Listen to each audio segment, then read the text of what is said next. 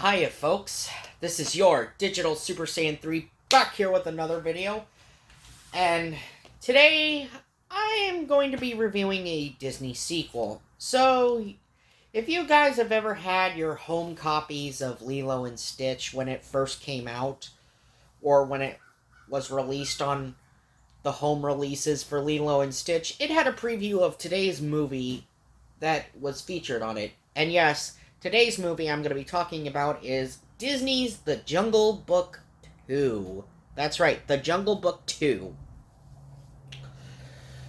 So, yes, this was a sequel that was released in 2003, and it is a sequel to the 1967 animated Disney movie. So, yes, this is actually going to be the first Disney sequel I'm going to be reviewing. So, what did The Jungle Book 2 have in store for us? Let's find out. This is The Jungle Book 2 review. So we open up our movie with a narration and shadow puppets done by Mowgli, who is putting on a puppet show. And I gotta say, the puppets that Mowgli made for this show that he's doing to tell his story are really nice looking puppets, I'm not gonna deny. Anywho, Mowgli is voiced by Haley Joel Osment, who many of us know as the voice of Sora from the Kingdom Hearts series. Of course, the curtain that Mowgli was using when he gets to the Shere Khan portion gets destroyed by Ranjan, voiced by Connor Funk. Ranjan is sort of the surrogate little brother that Mowgli gets once he moves into the Man Village. So yes, Ranjan is there to fill the role of the little brother archetype for Mowgli. Since Ranjan's family adopted Mowgli. We also are reintroduced to Shanti, the young girl that Mowgli met at the end of the first Jungle Book. And she is voiced by Mae Whitman, who many of you know as Katara from Avatar: The Last Airbender. Yes, that's right. She's the voice of Katara. And she also voiced Yuffie if you haven't played Kingdom Hearts 2 or Kingdom Hearts 3, as well as Final Fantasy VII Advent Children. Yes, she voices Yuffie Katsuragi as well.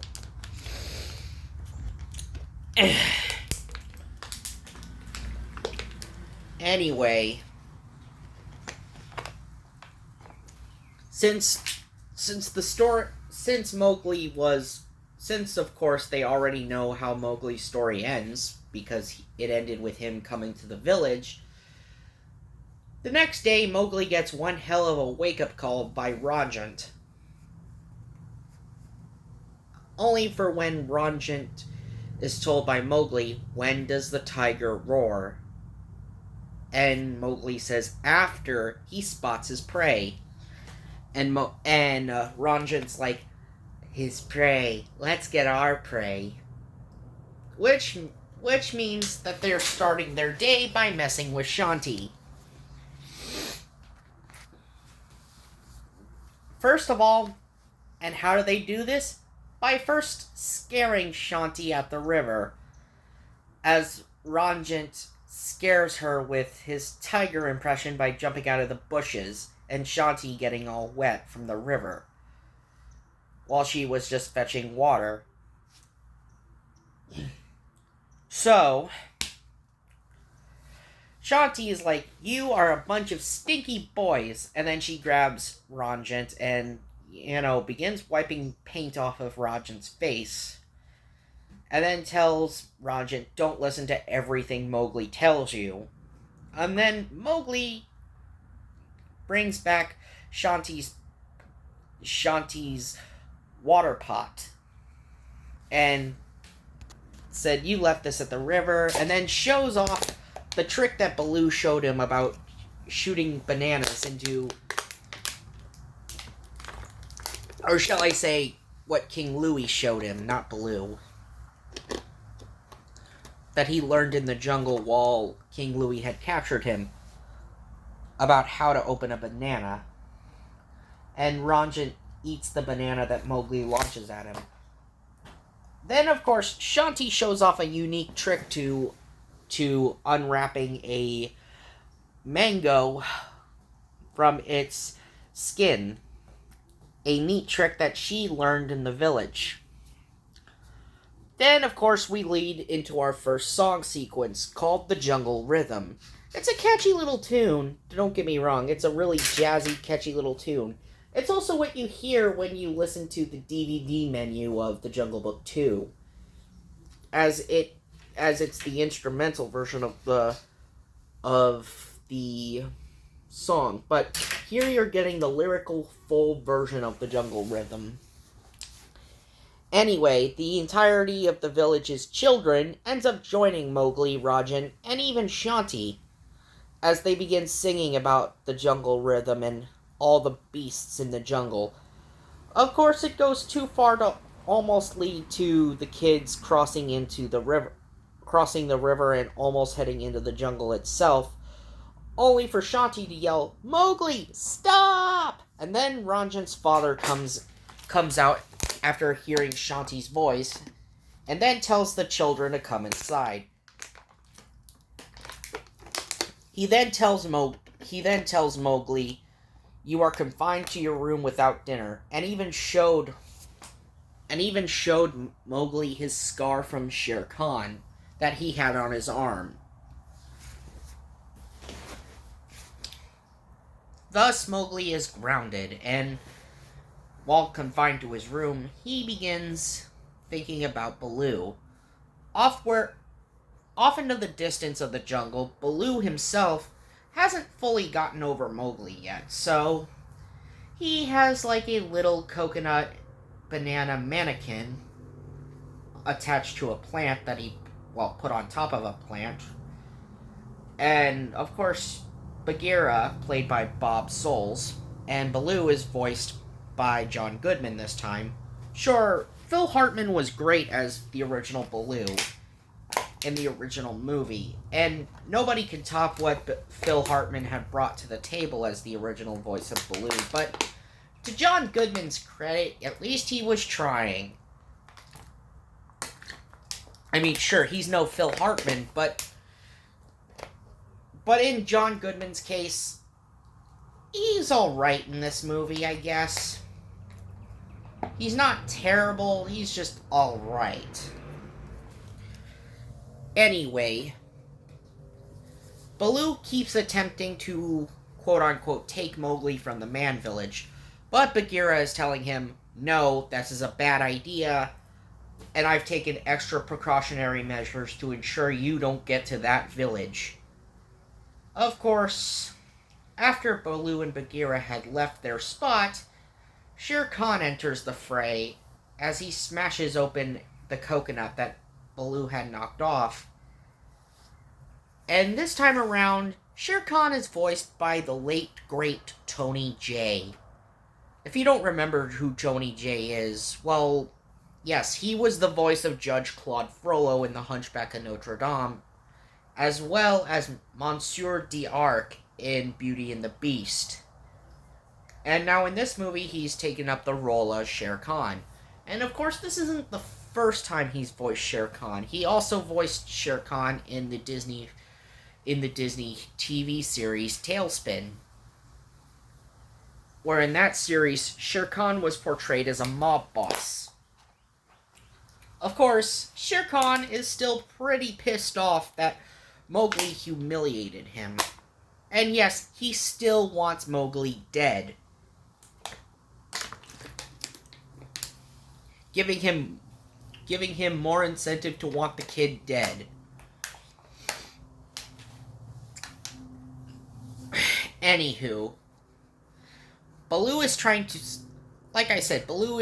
sneak past Bagheera and the Jungle Brigade, led by Colonel Hati, who's now voiced by Jim Cummings, who also does the voice of Kaa in this movie. Oh, don't worry, we'll get to Kaa later. We'll get to Kaa when we get to him.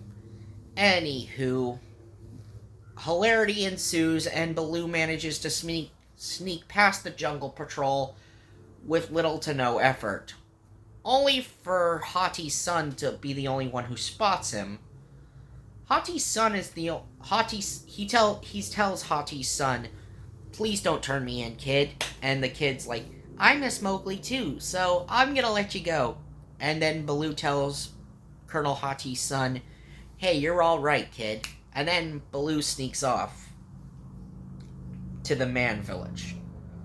But not soon behind him was Shere Khan, who, unbeknownst to him, he didn't see Baloo sneak away as well, because Shere Khan is taking a different path to the man village, all the while being heckled by the vultures.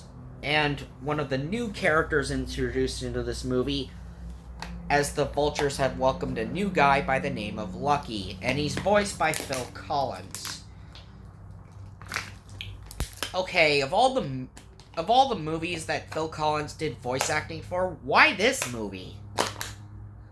I wonder why.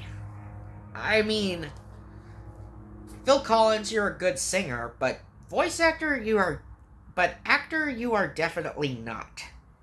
Most of this character's whole shtick is just him cracking really bad jokes at Shere Khan's expense.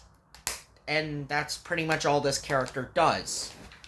Anyway, moving on to the man village, we see Mowgli back in his room, as he is, yet again, confined to his room. Mowgli begins hearing sounds, and sneaks out of his room to investigate after jumping from his window. Anyway, Shere Khan manages to... Unbeknownst to Mowgli, Shere Khan sneaks into the village as well, looking for Mowgli, even though Mowgli had made a joke about Shere Khan earlier. But yes, of course Shere Khan would still want his revenge. Anyway, Mowgli soon comes across Baloo, who begins tossing him around, and we get a call back to their famous training scene of them learning to fight like a bear, of Baloo teaching Mowgli how to fight like a bear. Anyway, Shanti comes by Mowgli's window with a basket of fruit to give him, but discovers that Mowgli isn't there. She begins hearing noise and sees Mowgli with Baloo. Of course, Shere Khan is nearby, and he learns, what's that bear doing here? Of course, Shanti yells there's a wild animal in the village, and thus Baloo begins running away with Mowgli, while Shanti's in tow chasing after him. But of course, the village is distracted with the appearance of Shere Khan. Shere Khan does fend them off and manages to get away. And of course, Mowgli and Baloo end up taking off as well, with Shanti hot on their heels.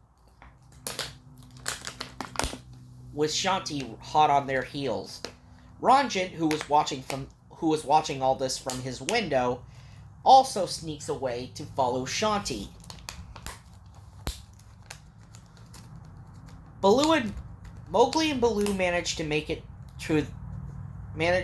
back to Baloo's hidey hole, only for the fact that Kaa, looking on from the distance, manages to see Mowgli and tries to eat him, while Mowgli and Baloo begin singing their song, The Bare Necessities.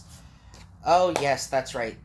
They begin singing The Bare Necessities, and it's not a terrible version of it's not a terrible rendition. It's alright, I guess. I mean, Haley Joel Osment is an okay singer. And John Goodman himself is pretty good too, so I guess I can't complain much. I mean, we still got a lot of energy here, and of course, humility ensues for poor hilarity ensues for poor Ka, as Ka is just getting tossed around in this segment. I mean, he gets prickly pears stuck onto his head. He gets crushed by a rock. Yeah, Ka is just there to be comedic slapstick in this movie, to serve as part of the comedic slapstick in this movie. Thus, we transition back to Shanti, who's searching for Mowgli. And of course, Ka is still picking the prickly pears out of his head, and wincing in pain as he does it, saying, "I shall never again associate with man cubs." Of course, as Shanti is passing by underneath Ka, she does burn Ka, and Ka's like blowing himself out, and then sees Shanti and decides to try to eat her. Ka does his usual shtick of his hypnotizing eyes and tries to eat Shanti. But Ranjit comes in and stops Ka from doing so, as he's just beating Ka down.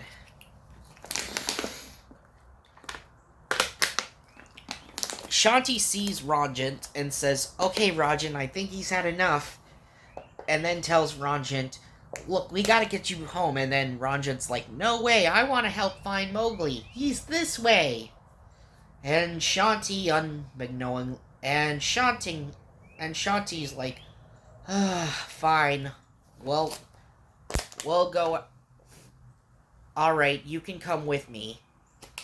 And so the two begin searching for Mowgli. The next morning, Bagheera begins hearing rumbles, as he begins seeing birds flying overhead, and not to mention mice running for their lives, and even the jungle patrol themselves. Bagheera learns that man is in the jungle. That's right. Ranjan's father leads a search team with the rest of the village to look for Mowgli, as well as Shanti and Ranjan.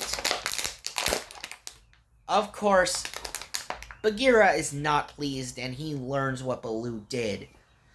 Baloo. One thing I always loved about Baloo and Bagheera is that Bagheera's always been the straight man to Baloo's antics. I mean, that's sort of what their relationship was in the first movie, and it's quite prominent here as well. Okay. So,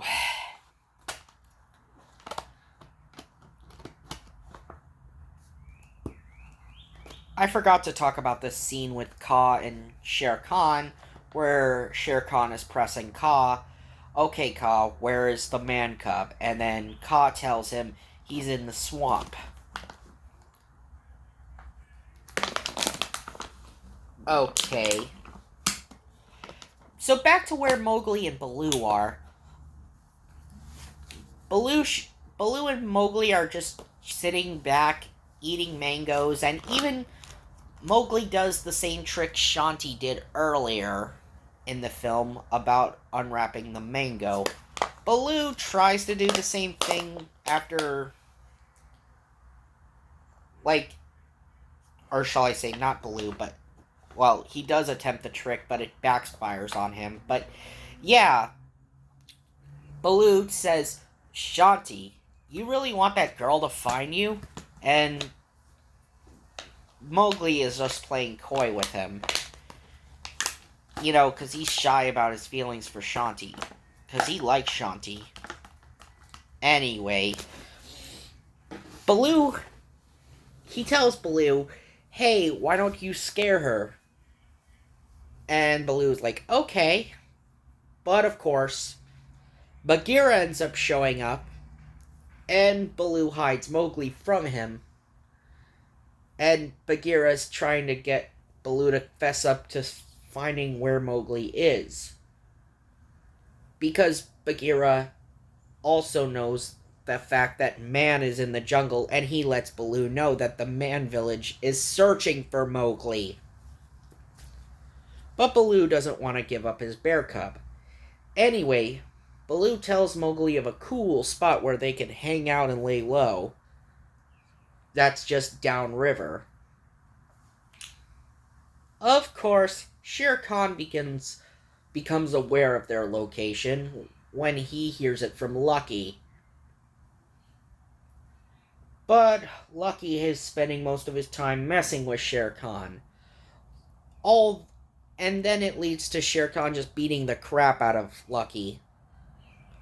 Seriously, what is up with this character and making bad jokes? That's the one annoying aspect of this movie is Lucky. Yeah. And I usually love Phil Collins. Don't get me wrong. I like Phil Collins. I love the songs he did in Tarzan. Not much for a fan of his Brother Bear stuff, but mostly Tarzan. He gave us a nice soundtrack with Tarzan. But still, of all the Disney movies he chose to do, why did he choose to do this movie?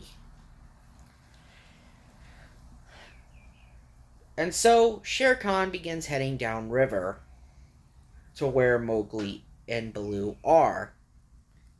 So we learn that Baloo has taken Mowgli to King Louie's temple. And Mowgli is like, this is King Louie's place. And then Baloo says, was, kid, was. But now he's Splitsville, so me and the monkeys turned it into a cool hangout spot. And thus we get our next song, Wild. Yes, we get another song sequence called Wild. And they are just spelling out how wild is spelled. And it's not just Baloo singing this song, it's the entirety of the club singing along with him. As you have animals big, small, and even the insects even join in. It's a fun, jazzy little number, just like the jungle rhythm. Then, of course, Baloo begins telling the other animals of the joint about the man village. Just going off of what Mowgli has told him about how it's all rules, and lots of work. But Mowgli, feeling depressed, begins sneaking off. And Baloo goes to search for him. So Baloo goes searching for Mowgli, since Mowgli just walks away. Shanti and Rajan soon begin hearing Mowgli's voice singing from nearby. And finally, they come across Mowgli. Baloo tries to scare Shanti, but of course, it all ends up backfiring him, and Baloo gets socked in the nose. Shanti's like, you planned this, Mowgli? And Mowgli's trying to explain himself. And then Shanti takes off with Ranjit, and Mowgli follows suit after her. But not without them encountering Shere Khan. And right as Mowgli catches up, he sees Shanti frozen with Ranjit, and then spots Shere Khan. And Shere Khan's like, surprised to see me, man cub? You humiliated me. You think I'm gonna let you get away with it? And thus, we get a major chase sequence. As Mowgli, Shanti, and Ranjit are being chased away by Shere Khan. Mowgli tells Shanti and Ranjit to hide, and tells them, I'm who he's after. He's after me, so you guys get away. And so, Mowgli is being chased by Shere Khan towards the ruins of this temple. And it's surrounded by hot lava? Yeah, it's surrounded by hot lava. And you hear Shere Khan saying, "No matter how fast you run or how you hide, I will catch you." Of course, Baloo comes across but of course, Shanti tells Rajan to stay here. I'm gonna go help Mowgli, as she follows suit. But of course, Baloo is not too far behind. And of course, Bagheera soon shows up as well and tells Baloo what's the meaning of this, and then tells Bagheera, long story short, Mowgli's in trouble. And Ranjan's like, Shanti too! And Bagheera's like, who's Shanti? Thus Baloo arrives at the temple as well, and tells Bagheera to wait with the kid. Not without Bagheera telling Baloo good luck. Of course,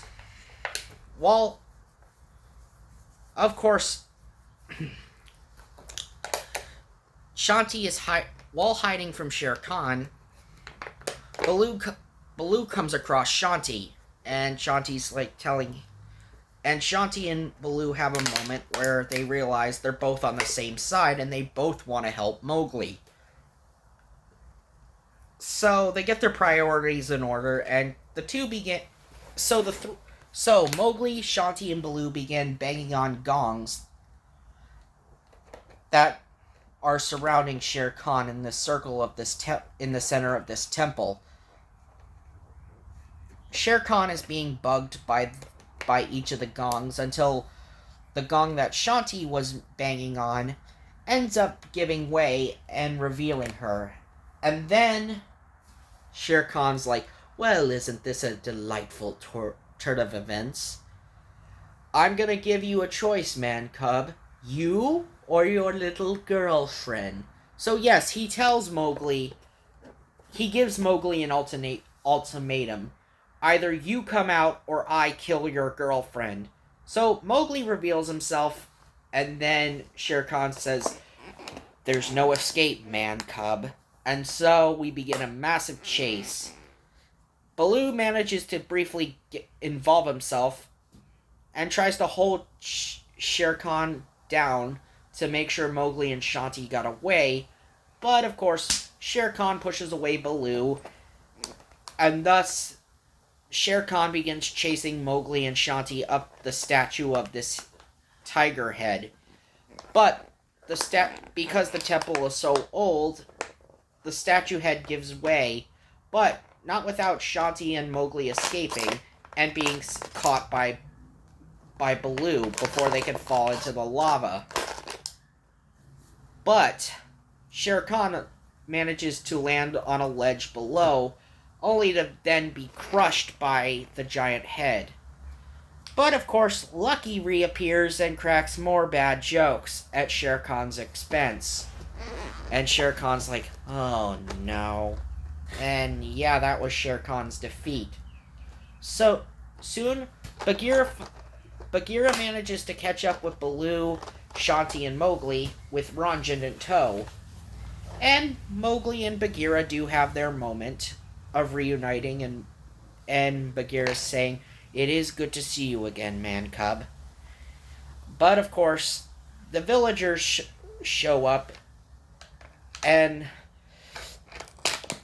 of course, Mowgli has his goodbye moment with Baloo, as Baloo gets that closure he was wanting.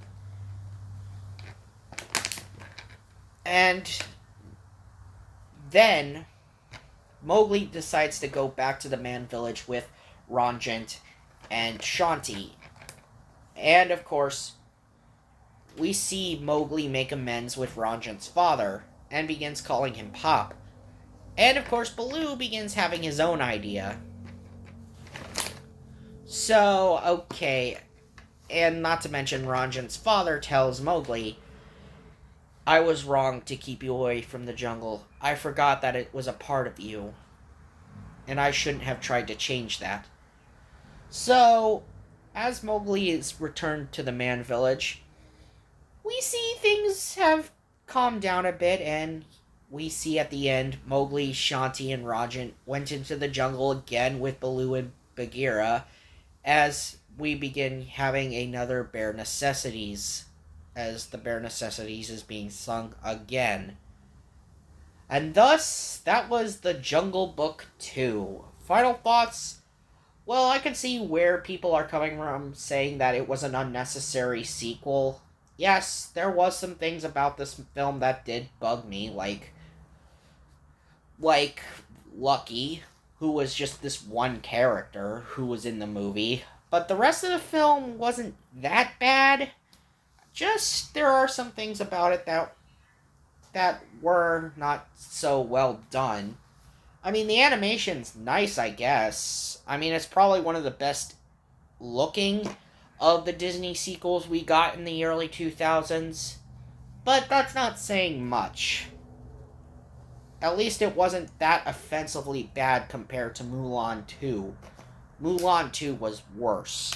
Anyway, this has been your Digital Super Saiyan 3, and I will see you guys next time for my uncensored 1997 review, as well as my top 10 X-Men